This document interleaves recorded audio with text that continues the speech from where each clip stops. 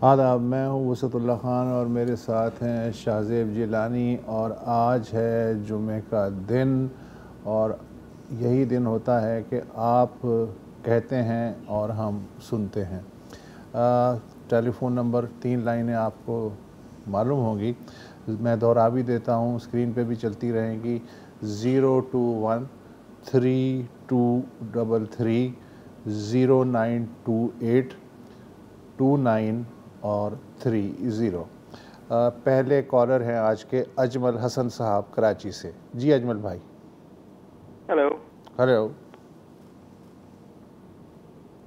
हाँ जी, अस्सलाम वालेकुम जी, अजमल हसन बात कर रहा हूँ कराची से। आपको जी मेरी आवाज़ आ रही है? आ रही है, फरमाइए। मुझे सिर्फ आपसे ये रिक्वेस्ट करनी थी कि देखें, ये पंजाब और केपी के इलेक्शंस के ऊपर इतना फोकस है, जो कराची में भी शायद एक मेयर इलेक्शन हुआ था, उसका पता नहीं क्या फॉलो अप हुआ है, कहाँ सारा मामला खटाई में पड़ गया है। तो उस पर एक रिक्वेस्ट थी कि आप प्लीज़ एक फॉलो अप शो कीजिएगा जब भी आपको मौका मिले। बस यही रिक्वेस्ट थी। Thank you so much. कल ही बात हो रही थी भाई। कल ही हम एक दूसरे से सवाल कर रहे थे कि कराची के जो मसाइल हैं, एक्चुअली ये बात इसलिए हो रही थी कि ये बहुत ही एक अफसोसनाक वाक़या हुआ। आग लग गई एक जगह पे और उसमें 4 फायर फाइटर्स की मौत हो गई। हम उस पर बात कर रहे थे, गैस लीक्स वगैरह, जी जी हलाकतें। तो हम कह रहे थे ये किसका है ये जिम्मेदारी देखना। और ज़ाहिर है कि अगर यहाँ पे मुकामी हुकूमत हो तो बंदा उससे सवाल करे। वो इलेक्शन तो हो गया, उसके बाद मामला खटाई में पड़ गए, आपस में उनकी चल रही है बयानबाजी, peoples party, Jamaat Islami, MQM। तो आपकी बात सही है कि हमें उसको भी देखना चाहिए, लेकिन आप देखें कि इस्लामाबाद में जो इस वक्त चल रहा है मामला ना, उससे हमें कोई फुर्सत मिले तो हम ज़रा इधर पाकिस्तान के सबसे बड़े शहर पर भी नज़र दौड़ाएं। लेकिन बात आपकी सही है। और इस्लामाबाद में अगर मामला बिल्कुल भी ठीक होता ना, तब भी बल्दियाती इदारे जो हैं वो आखिरी ख्वाहिश होते हैं किसी भी सूबाई हुकूमत की। कोई अपने हाथ से इख्तियारात निचली सतह तक नहीं देना चाहता। बिल्कुल, एक दफ़ा जो आ गया सो आ गया। पिछले बार भी हुआ था, 2013 का आप देख चुके हैं, उसके बाद का देख चुके हैं, इलेक्शन हो जाते हैं। लेकिन 5 साल की मुद्दत है उन इदारों की जी। मगर 2-3 साल ऐसे गुजर जाते हैं और फिर आखिरी 1.5-2 साल जो है ना, वो कहते हैं ले मर, जो करना है कर। अब वो वहाँ से क्या करे? एक्चुअली ये जो सारे फंड्स की बागें जो हैं वो हुकूमत के हाथ में, जो हम मुकामी हुकूमतों के साथ देखते आए हैं, बहुत ही इलेक्शन ना कराना, डिले करना, अब हम वो आपको एक तरह से आप देखेंगे सूबाई सतह पे भी देख रहे हैं कि इलेक्शन का टाइम है, होना है, लेकिन नहीं कराना। तो ये सारी चल रही है खींचातानी। और बल्दियाती इदारों की जो हालत है वो रोहिंग्या से भी कभी कभी लगता है रोहिंग्या के बराबर है। एनीवेज, यहाँ भी यही होगा, भले कोई हारे या जीते, जिसकी लाठी उसकी भैंस। कामरान अली साहब हैं नवाबशाह से। जी भाई।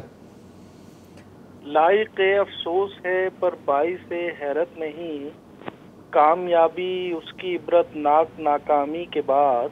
वाह। कितना शातिर है सियासतदान अपने मुल्क का, और भी मकबूल हो जाता है बदनामी के बाद। वाह। ये पाकिस्तान को जो है इस नहज पर पहुंचाने वाले और कर्जों के जाल के अंदर जकड़ने वाले सियासतदान जो जिन्होंने अपनी जागीरें बनाई हैं, और जर्नैल जिन्होंने अपनी जागीरें बनाई, उन सब का एहतसाब होना चाहिए। और वो दौलत, लूटी हुई दौलत मुल्क की खजाने के अंदर वापस जमा होनी चाहिए। अच्छा जी, ठीक। अच्छा मुतालबा। अच्छा नहीं, किससे है? कौन करेगा? राहिल अशर हैं कराची से। जी भाई। जी अस्सलाम वालेकुम। भाई साहब। अस्सलाम वालेकुम।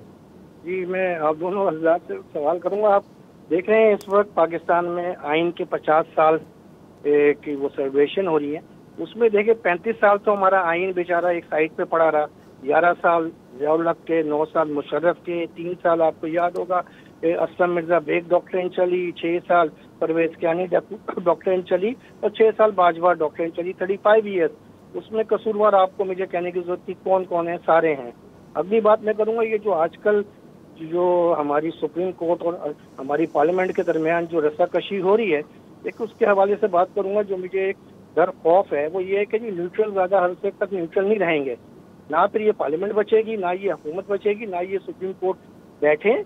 सबको अगर अपना मुस्तकबिल देखना है तो टेबल पे आए, बैठे। क्योंकि आपको एक छोटी सी मिसाल दूं, बात बड़ी कड़वी सख्त सी है। 3 नवंबर 2007 को जब मुशर्रफ ने इमरजेंसी प्लस लगाई थी, तो इफ्तिखार चौधरी समेत 7 जजेस ने उसको इलीगल करार दिया था। कुछ भी नहीं हुआ। जब अगले दिन मुशर्रफ से एक सहाफ़ी ने सवाल किया, जी ये तो इलीगल है, उनका जवाब था, मैं फिर माजरत के साथ जवाब वो रिपीट कर रहा हूँ, उसने कहा जी हमारी पार्लियामेंट, हमारी हुकूमत और हमारी सुप्रीम कोर्ट एक मेजर की मार है। बहुत शुक्रिया जी, अस्सलाम वालेकुम। वालेकुम सलाम।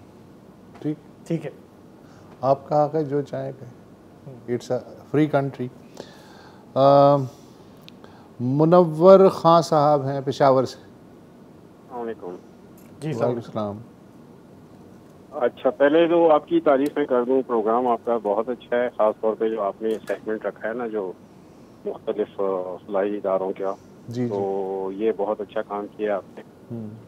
और दूसरी बात मैं ये कहूँगा वसत साहब कि जो ये इन्होंने गोल्डन जुबली मनाई, आइन की, सबको बुलाया, रियासत के सुकूनों को, सुकून जो थे 3 सुकून होते हैं ना जो मेन, जिसमें पार्लियामेंट, अदलिया और एक तीसरा, तो तीसरे सुकून को भी इनवाइट कर लेते।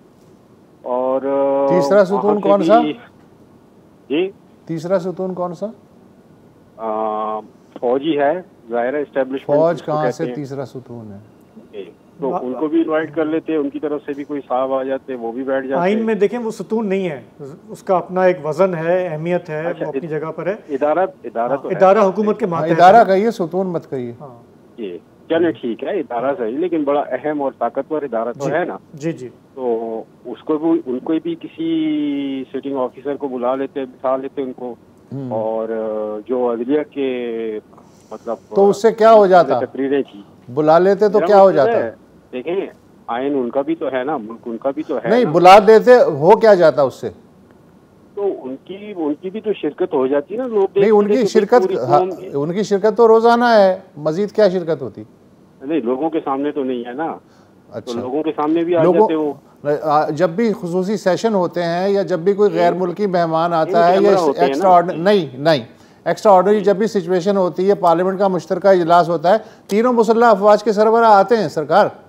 नहीं, वो तो आते हैं, लेकिन इस तरह अवाम में तो, मतलब पार्लियामेंट में तो कभी नहीं आए ना। पार्लियामेंट की बात कर रहा हूँ, हॉल के अंदर आते हैं, मेहमानों की गैलरी में बैठते हैं जी। लेकिन इनके साथ लेकिन आप खुल के कहना क्या चाह रहे हैं वो बताइए मुनव्वर भाई। मैं सिर्फ ठीक है, आपका मैं जो सिर्फ ये पॉइंट कहना चाह रहा हूँ कि मतलब अगर आप शो कर रहे हैं ना यूनिटी पूरी कौम में कि सब एक पेज पर हैं, तो फिर तमाम जितने इदारे हैं उनको फिर सबको इकट्ठा बुला के आप बिठाएं एक जगह पे ना। हाँ, ये कहिए ना, ये कहिए जो स्टेक होल्डर्स है। जी, ठीक है, बिल्कुल। Thank you so much, thank you. ठीक, शुक्रिया। आपको कुछ कहना है? ये आगे बढ़े। नहीं, मैं उनकी बात समझ रहा था, वो क्या कहना चाह रहे हैं कि जैसे इससे पहले राइल अशर साहब ने कहा ना कि 35 साल मुख्तलिफ डॉक्ट्राइन्स, ये वो आइन के साथ जो वो आई थिंक कहना ये चाह रहे थे कि ये इदारे का भले आइनी रोल ना भी हो लेकिन एक स्टेक होल्डर तो है, तो इन्हें भी आप बिठाते तो ताकि कौम को तसल्ली होती कि हम जो 50 साल मना रहे हैं, ये जो जिस तरह के गुजरे हैं, आइंदा 50 साल ऐसे नहीं गुजरेंगे। अब वो ख्वाहिश अच्छी है और मेरा ख्याल है कि फ़िलहाल जो हमारी क़यादत है, अस्करी क़यादत, वो उसने अज़्म भी यही किया हुआ है, तो हम बस दुआ ही कर सकते हैं। आइन को इससे अच्छा खराज तहसीन आप क्या पेश कर सकते हैं उसकी 50वीं सालगिरह पे, कि वो जो इजलास था, गोल्डन जुबली इजलास, कंबाइंड इजलास, उसमें सदर ममलिकत नहीं थे जी, जो रियासत का एक मरकज़ी चेहरा होता है, उसमें तीनों मुसल्लह अफवाज के सरबराह में से कोई नहीं था, उसमें सुप्रीम कोर्ट, जो पूरी सुप्रीम कोर्ट है उसमें से एक जज आया, हालांकि सबको इनविटेशन दिया गया था।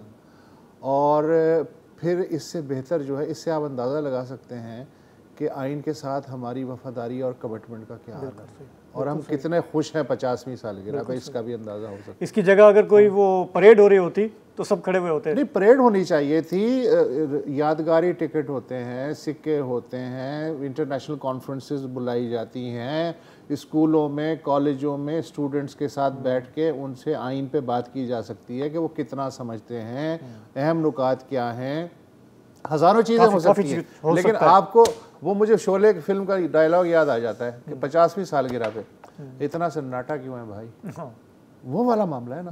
कभी आपको शुबा हुआ कि आज 50वीं सालगिरह है आइन की, ये साल गोल्डन जुबली ईयर जो इस वक्त जो शोर चल रहा है ना, उसमें तो ये आवाज़ दब गई। वो जॉन साहब का एक शेर भी है ना कि वो शोर हश्र है उसकी गली में, मेरी फरियाद मारी जा रही, ये आइन कह रहा है। बिल्कुल। मिसबाउल हक साहब हैं रावलपिंडी से। अस्सलाम वालेकुम सर। वालेकुम सलाम। सर जी, मेरा कुछ दिन पहले आप लोगों से बात हुई थी वो फ्रॉड के बारे में सर। जी जी जी, याद है मुझे। सर जी, वो मैंने आपके मुताबिक उसके साइबर क्राइम जो है ना IPI डायरेक्टर साहब इस्लामाबाद को, सर मैंने उसको एप्लीकेशन दिया था, फिर उन्होंने मुझे लोकेशन बता दिया था कि आप इस तरह करो, ये G13 में जो लोकेशन है सर वहाँ पे ये एप्लीकेशन दे दो सर। जब मैं सर उनके पास गया था तो उन्होंने बोला था आपका एड्रेस जो है ना वो इस्लामाबाद के नहीं है, जिला सवाबी के इस्लामाबाद। तो मैं सर जी इधर पेशावर में आ गया, उन्होंने मुझे एक बता दिया था कि ये पूरा जो डिटेल सब कुछ है ना वो साइबर क्राइम जो पेशावर में है ना डिपार्टमेंट, सर उसको दे दो। सर मैंने जब उसको दे दिया था सर एक एक चीज मेरे पास सब कुछ पूरा, उन्होंने मुझे ईद के छोटे ईद के बाद आए, कह रहे आप ईद के बाद आ जाओ, हम इसमें इतना जल्दी काम नहीं शुरू कर सकते। लेकिन मैंने सर उनको एक रिक्वेस्ट है कि मैं इतनी अजियत और मेंटली डिस्टर्ब हुआ हो कि सर मेरे पास और कोई नहीं है। मैं अच्छा, तो फिर उन्होंने ईद के बाद बुलाया आपको? जी सर, ईद के बाद सर। हाँ, तो देखें थोड़ा बहुत, अब जाहिर है कि थोड़ा बहुत पहले तो बिल्कुल ही काम नहीं हो रहा था, अंधेरा था आपके लिए, तो अब थोड़ी बहुत ये है कि कहीं ना कहीं से हिलजुल हुई है। अब आप लगे रहें, जाहिर है जितनी आपको तवक्को हो सकता है उतना काम ना हो, लेकिन थोड़ा बहुत शायद हो जाएगा, मुझे लग रहा है। सर जी, मैं आप लोग को एक रिक्वेस्ट है कि आप लोग ज्यादा हो, तीन जो है ना मेरे 3 वालिद साहब की जगह पर मैं, आप मुझे एक बेटे की तरफ जो इसके मजीद कोई भी इस तरह चीज हो ताकि मेरे पास एक चीज, यही एक रास्ता है, सीधा सीधा जो भी एक वे आउट है उसी पे मेरा ख्याल है चल के निकलें।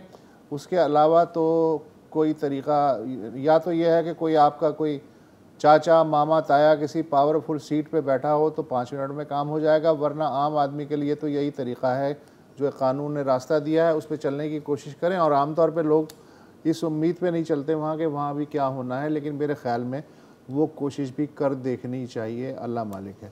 ये वही केस है ना, 30,000 रुपये कर्ज लिया था और फिर 3.5 लाख रुपए दे दिए। ये basically security and exchange commission और FIA जो हैं उनमें से ही कोई हल कर सकता है। मेरा ख्याल है FIA मोस्ट प्रोबेबली अगर इंटरेस्ट ले तो इससे हो सकता है। और फिर उसमें भी ये होता है कि 2 कंपनी आप पकड़ते हैं वो नए नाम से आ जाते हैं अगले दिन, ये भी होता है। तो इसका तो जड़ ये जो ऑनलाइन जो फ्रॉड चल रहा है, लोगों को कर्ज देने की ऑफर, हालात बुरे हैं इस वक्त। तो हम पहले भी ये जिक्र कर चुके हैं कि इस वक्त होशियार होने की जरूरत है। किसी भी इश्तिहार पे आप यकीन ना करें जो भी आपको कर्ज देने की पेशकश कर रहा है। बस फिलहाल एक वक्फा ले लीजिए।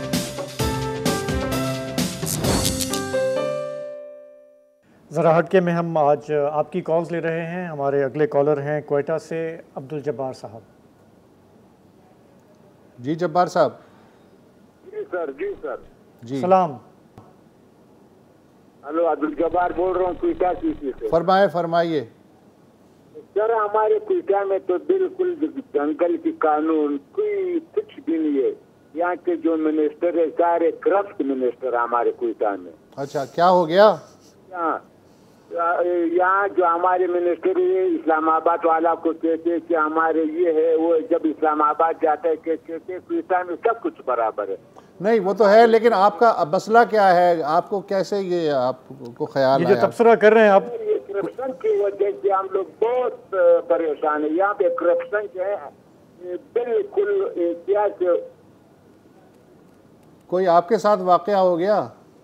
वाकई ये हुआ सर, 40 करोड़ रुपए के मेरे जमीन कब्जा हो गया। एक मिनिस्टर, एक मतबर और एक चार इंतजामिया मिला हुआ 40 करोड़। वाकई ये कि 40 करोड़ रुपए के जो मेरे जमीनी कब्जा हो गया था। अच्छा, क्या कह रहे हैं? अच्छा, कहाँ पर है आपकी ज़मीन? क्वेटा में, आजारगंजी, क्वेटा में, आजारगंजी में, हजारगंजी में। और आप कह रहे हैं उस पर कब्जा हो गया? 40 करोड़ रुपए क्लाशनकोव के जोर से जबरदस्ती, लेकिन यहाँ कोई कानून नहीं है सर। अच्छा, आपकी ज़मीन थी जो 40 करोड़ रुपए की है, उस पर किसी मिनिस्टर ने अपने गुंडों के साथ कब्जा कर लिया, ये कह रहे हैं आप?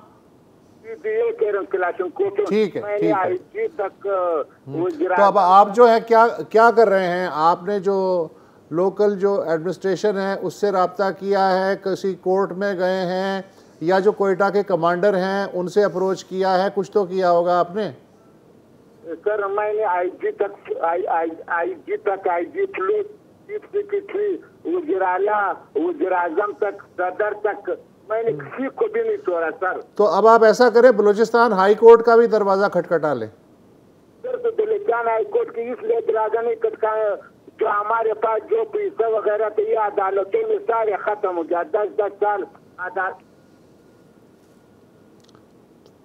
सर अभी मेरे पास वकीलों की इतना पैसा है नहीं, हमारे पास अदालत जो है बहुत महंगा है अदालत।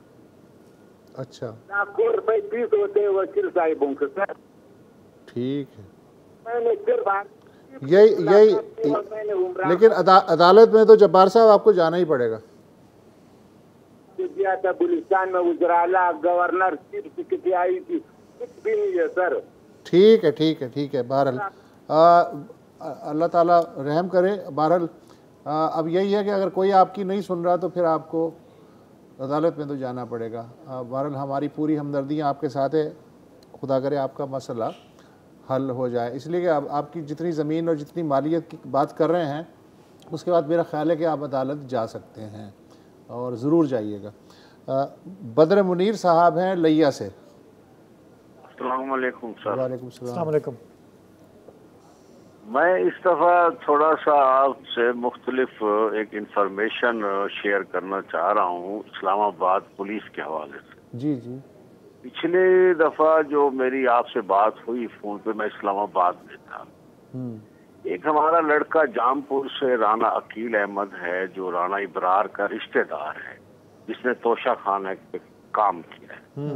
वो एमफिल कर रहा है, उसको कहीं मोटरसाइकिल पे जा रहा था, किसने लिफ्ट ली, वो उसको 12 को कब्रिस्तान में ले गए, उससे अपना वो कोई एटीएम से पैसे निकलवा लिए, मार पिटाई करते रहे, उसका मोबाइल ले लिया। वो एप्लीकेशन उसी जख्मी हालत में थाने गया है, वहाँ कोई एक हवालदार उसको वहीं राजनपुर का मिल गया, उसने उसको दरख्वास्त बना दी, दे दी।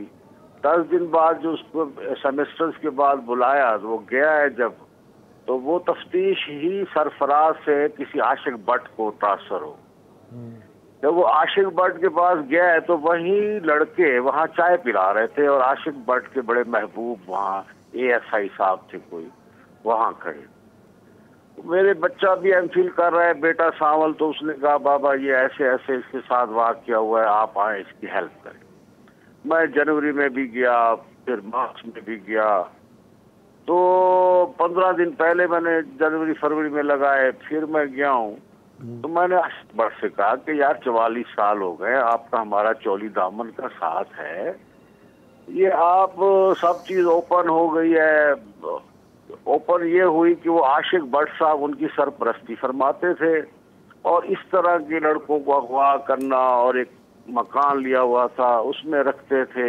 अजीब व गरीब आपको मैं इंफॉर्मेशन दे रहा हूँ। तो उनसे कहा, वो नहीं माने, नहीं जी मैं इसको अंदर कर दूंगा, ये कोई कोई उसका ऐप है, उसके जरिए एक दूसरे से रब्ता करते हैं और ये आ जाते हैं, और फलां आदिम का उसको पहले दबाता रहा। ठीक है, फिर उसके बाद मतलब एंड रिजल्ट अब क्या सिचुएशन है, क्या हुआ? हाँ, ये पुलिस ये कहती है आपके पास भी आकर कि लोग हमसे तावन नहीं करते जी, अगर ना हम ऐसी काली भेड़ों को निकालें। तो वो फिर मैं SP साहब के से मिला, SP साहब से मिला, अब्दुर्रहमान कांजू से जाके मिला जो वजीर ममलिकत है दाखिला, सब ने उनके पास DIG के पास भेजा। DIG उन दिनों वो तो हुआ क्या, मतलब एंड रिजल्ट क्या निकला इन सब मुलाकातों का, बता दीजिए। तो इसलिए ये हुआ कि 12 मुलाकातों के बाद भी आज SP साहब जो वहाँ फारूक बुटर साहब सिटी SP हैं, उन्होंने उनको बुला के तफ्तीश की तो सब कुछ अयां हो गया। उन मुलजमान ने बता दिया फारूक बुटर साहब को कि ये हमारी सरपरस्ती फरमाते हैं, इन्हीं से जो है उसने। तो अब आपका अगला स्टेप क्या है, क्या करना चाह रहे हैं आप? हम तो हर दरवाजा खटखटा चुके हैं, लड़का मरता एक एक दरवाजे पे जा रहा है, DIG ऑफिस में जा रहे हैं। अब मैं तो मुस्तकिल नहीं बैठ सकता। हाँ ठीक है, ये आपने जाहिर है एक बहुत ही संगीन मसले की निशानदेही कि कानून के अंदर ही कानून तोड़ने वाले बैठे। Thank you so much. एक वक्फा ले लीजिए।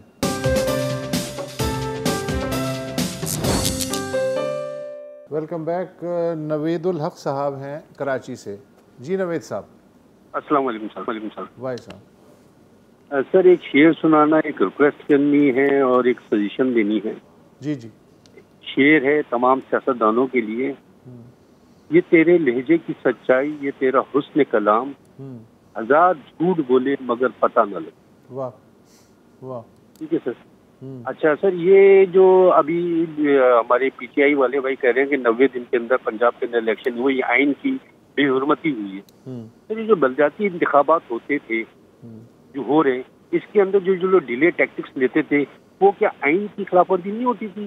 आर्टिकल 6 उसमें नहीं लगना चाहिए था, लेकिन उसमें सब खामोश हो जाते हैं, सब एक साथ। बलदियाती इरादों को तो कोई भी पावर देना नहीं चाहता, पता नहीं क्या मसला। मुशर्रफ साहब ने दिया था तो जो मिनिस्टर्स बनना चाहते थे वो नाजिम बनने को तैयार हो गए, तो उन्होंने इवन रिजाइन दे के नाजिम बने थे वो जी।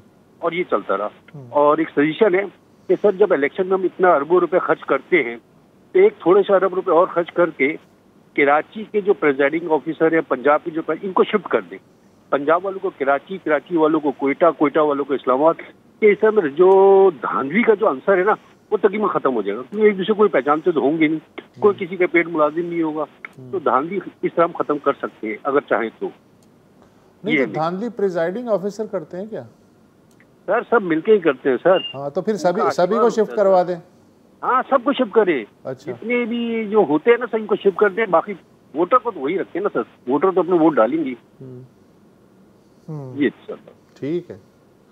हाँ जी, ये परवेज खान साहब हैं स्वाबी से। जी परवेज साहब। अस्सलाम वालेकुम सर। भाई साहब क्या हाल है? खैरियत से? अल्लाह का शुक्र है, फरमाइए।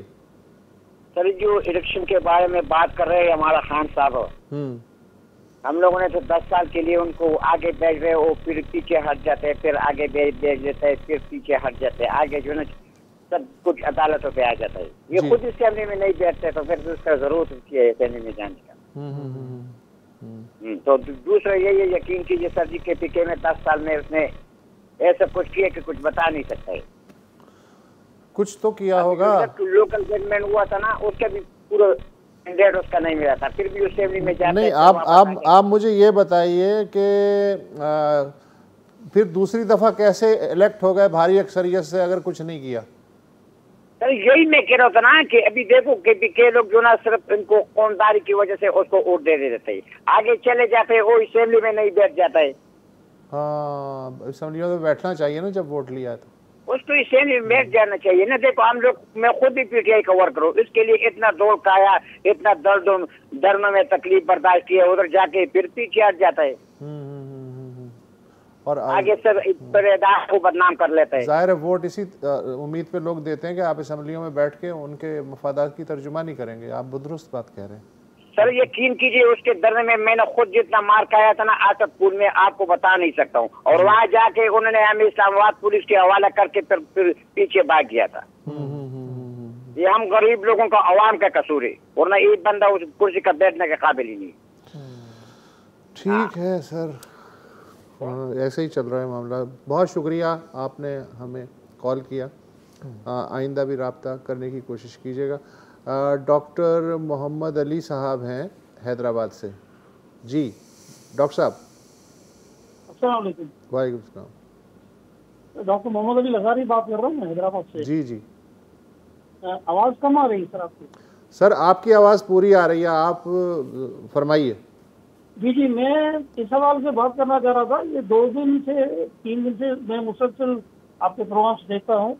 हेल्थ के हवाले से जो आपने बात की, परसों कुछ इंस्टीट्यूट जो है वो SIUT और LRDT वगैरह के आपने जो एग्जाम्पल दिए, उनके जो रिप्रेजेंटेटिव उनको भी आपने जो है वो कॉल किया, उन्होंने भी जो है ना उनके बारे में कुछ बताया। मैं असल में कहना चाह रहा था कि आप एक प्रोग्राम जो है वो जो पब्लिक हेल्थ सेक्टर के हॉस्पिटल हैं उनकी अंडर यूटिलाइजेशन पे भी बात करें, क्योंकि सब लोग जो है वो जैकबाद से, शिकारपुर से, कराची या इस जगह पे जो है ना वो मूव नहीं कर सकते जहाँ पर ये सेंटर जो है ना है, या जहाँ पर ये सेंटर ऑफ एक्सीडेंट है, या जहाँ पर जो ये इलाज की सहूलतें जो है वो मौजूद हैं। अब ऑप्थेल्मोलॉजिस्ट हैं, गायनोकोलॉजिस्ट हैं और जितने भी नेफ्रोलॉजिस्ट हैं, यूरोलॉजिस्ट हैं, ये गवर्नमेंट की हर हॉस्पिटल में पोस्टेड है। लेकिन वहाँ पर बजट भी है, तनख्वाहों के पैसे भी हैं, सर्विसेज के पैसे भी हैं, हर चीज़ है, लेकिन वो बहुत अंडर यूटिलाइज हैं। उन अस्पतालों का बजट जो है ना वो इतना इस्तेमाल नहीं होता है। इस वजह से वो मरीज जो है वो दर बदर फिरते हैं। कोई कराची जा रहा होता है कैटेट के ऑपरेशन के लिए, कोई जो है वो कहीं जा रहा होता है। अभी पेशेंट की मोबिलिटी के लिए भी पैसे चाहिए। आपको पता है कि एम्बुलेंस भी ऐसे तो नहीं ले जाती मरीजों को। लेकिन सर कहा यह जाता है डॉक्टर साहब के अंडर यूटिलाइज इसलिए हैं कि ना तो वहाँ अमला होता है, और अगर डॉक्टर को वहाँ रखना पड़े तो वो किसी ना किसी तरीके से जान छुड़ाने के चक्कर में बड़े शहर में शिफ्ट होना पड़ता है, और ना ही वहाँ बेड्स और पैरामेडिकल स्टाफ और जो ज़रूरी आलात होने चाहिए किसी छोटे हॉस्पिटल में या डिस्ट्रिक्ट हेल्थ यूनिट में वो तक नहीं होते। तो फिर कहाँ से वो, क्यों ना मरीज भागे बड़े शहरों की तरफ। सर गवर्नमेंट को इस पे नजर रखनी चाहिए ना, जब सब चीज उन्होंने मुहैया करके दी हुई है। सिर्फ बिल्डिंग है, ज्यादातर बिल्डिंग खड़ी कर देते हैं और उनका ख्याल है कि इससे चल पड़ेगा सारा मामला। सर इस तरह से नहीं है सर। वहाँ इक्विपमेंट है, वहाँ पर डॉक्टर्स और पैरामेडिकल स्टाफ, हर चीज वहाँ पर पोस्टेड है, लेकिन अंडर यूटिलाइजेशन जो उनका एक जो है वो उसको तो किसी तरीके से तो एड्रेस करना होगा ना। जी जी। अब किस तरह से एक मरीज यहाँ से कराची जाएगा या कहीं और जाएगा सर्विसेज के लिए, या कुछ ऐसे हॉस्पिटल हैं जिनको बहुत ज्यादा नवाजा गया है। हमारे पास देखें मैटरनल एंड चाइल्ड हेल्थ जो है उनकी सहूलतें मौजूद नहीं है। डिलीवरी, नॉर्मल डिलीवरी के लिए लोग परेशान घूमते हैं, उनके लिए जगह नहीं है। और 60 से 70 जो बच्चे हैं वो अंडर 5 के जो है ना वो 5 साल की उम्र तक नहीं देख पाते, उनकी डेथ हो जाती है। और हम यहाँ ट्रांसप्लांट की बात कर रहे हैं, और किडनी ट्रांसप्लांट की, और इसकी जो लंग ट्रांसप्लांट की, और लिवर ट्रांसप्लांट की बात कर रहे हैं, हाई फाई सर्विसेज की।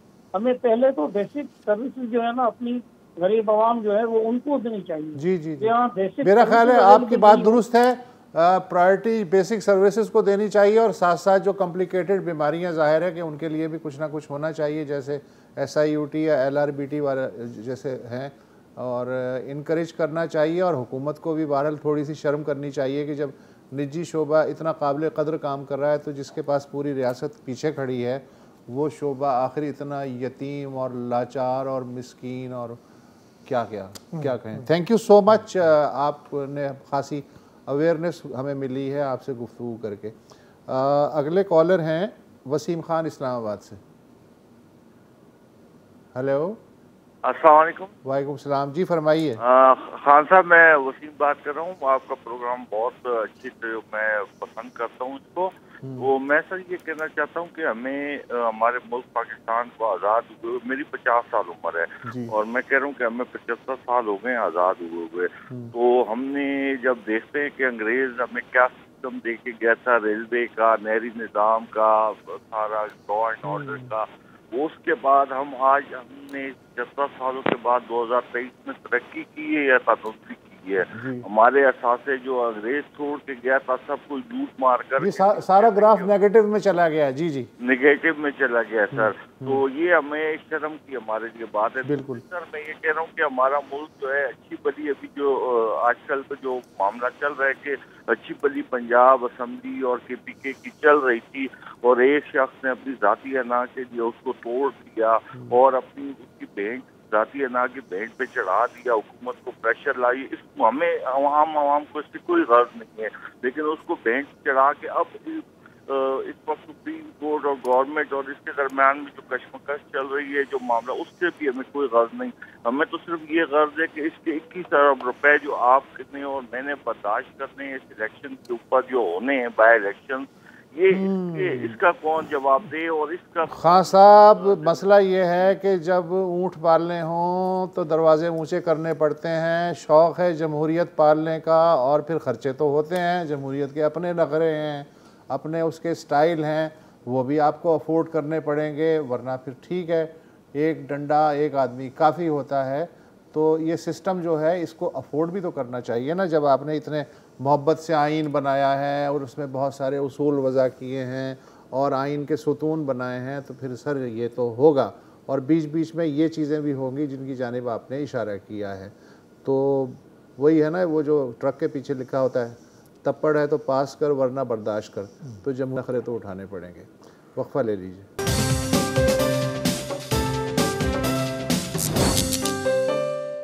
जी, तो आपके हम कॉल्स ले रहे हैं, आपके तबसरे सुन रहे हैं सियासत पे, उमूमी हालात पे। हमारे अगले कॉलर हैं आरिफ काज़मी साहब कराची से। जी अस्सलाम वालेकुम। वालेकुम सलाम। ये मैं आज एनर्जी के हवाले से दो बातें करना चाहता हूँ। एक तो ये है कि मैंने अपने घर पे सोलर पैनल लगवाए हुए हैं 5 किलोवाट के, और मेरी नेट मीटरिंग होती है। तो अभी मैं तकरीबन 1 साल से है, मैं ज़्यादा तवज्जो नहीं देता बिल के ऊपर, क्योंकि बिल ज़ाहिर है कि कम तो हो गया है।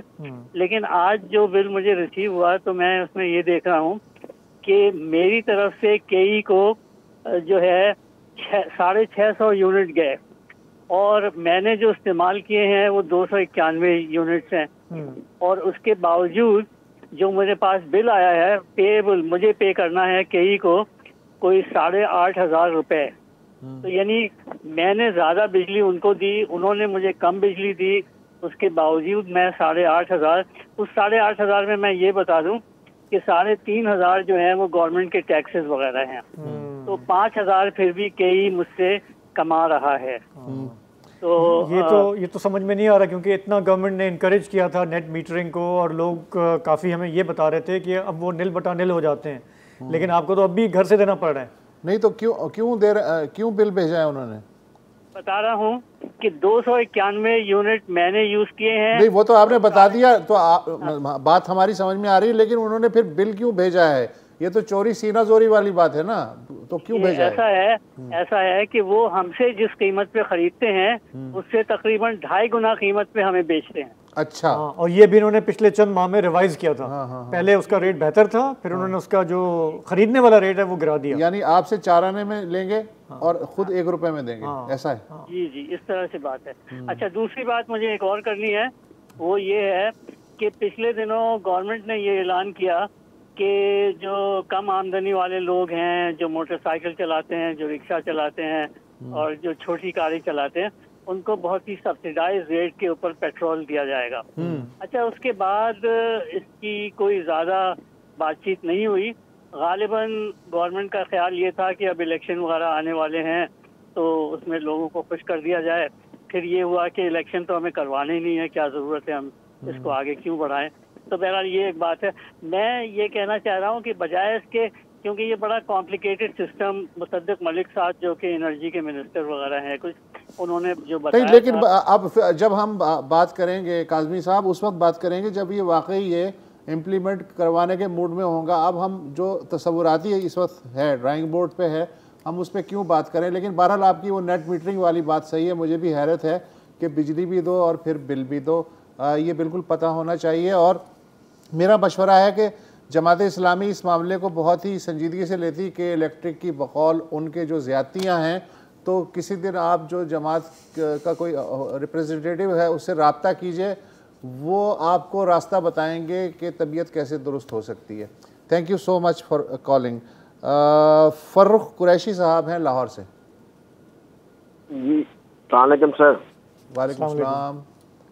जी सर, आप दोनों को, मुझे साहब को, शाहज़ेब जिलानी साहब को मेरी तरफ से जनाब बहुत बहुत जनाब सलाम हो। और मैं एक छोटी सी बात आपसे करना चाहता हूँ कि जो एक बैलेंस प्रोग्राम है आपका जनाब, वो आप दोनों की शख्सियत से मुरक्कब होता है, जो मैं समझता हूँ जी। खोरो साहब जो है ना, उधर बीच में से बात को चुक लेते हैं, आपकी बात भी मुकम्मल नहीं होने देते, और शाहज़ेब जिलानी की भी बात नहीं, और किसी जो इनवाइटेड गेस्ट होता है उसको भी बीच में से चुक लेते हैं। तो मेरा ख्याल है कि खोरो साहब मौजूद नहीं है, बहरहाल उनकी गैर मौजूदगी में मैं बात कर रहा हूँ, जो कि एक मयूब बात है। लेकिन मेरा ख्याल है कि बैलेंस प्रोग्राम आप दोनों की पर्सनैलिटी से आज हो रहा है, तो एक वेरी बैलेंस प्रोग्राम, दोनों आप समझदार बंदे हैं। बस ठीक है, हम आपकी ये जो गुफ्तगू है रिकॉर्ड हो चुकी है, हम खोड़ो साहब को आज रात ही भेज देंगे। सर, मैंने एक छोटा सा आपसे क्वेश्चन करना था जनाब। आप माशाल्लाह बड़े इंटेलेक्चुअल बंदे हैं। तो देखिए, रूमी ने कहा था कि जी the language of God is silence and we are the poor translator जी। तो मगे जो है ना, मुझे बताएं कि आज तक जो है ना इंटेलेक्चुअलिज्म से दुनिया को कोई फायदा हुआ है? फायदा होता है इम्प्लीमेंटेशन से। तो ये मुझे आपसे थोड़ी सी जनाब इसकी थ्योरी समझनी है जनाब। Thank you. नहीं फ़ायदा होता। Thank you so much. Talat नाज खान है पेशावर से। फलकनाज हैं पेशावर से, माफी चाहता हूँ जी। मैं आपका प्रोग्राम कई जो है सालों से देख रहा हूँ, आप जरा कोड़ो, आप शाहजेब जिलानी, मैं यूनिवर्सिटी प्रोफेसर हूँ जी जी, और डान अखबार भी 20-25 साल से पढ़ रहा हूँ।